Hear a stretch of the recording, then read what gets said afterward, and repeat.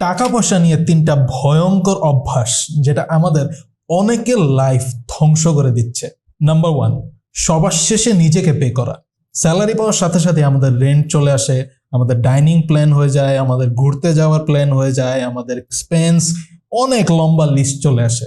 But আমরা নিজের জন্য, ইনভেস্টের জন্য, সেভিংসের জন্য আলাদা করে টাকা রাখি না। আমাদের সবার উচিত স্যালারি পাওয়ার সাথে সাথে অ্যাট লিস্ট 10% আলাদা করে ফেলা।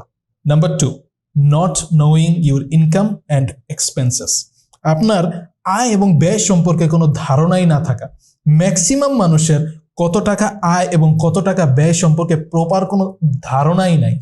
যতক্ষণ পর্যন্ত আমরা কোনো কিছু ট্র্যাক করতে না পারবো ততক্ষণ পর্যন্ত কোনো কিছু ইমপ্রুভ করা কখনোই সম্ভব না।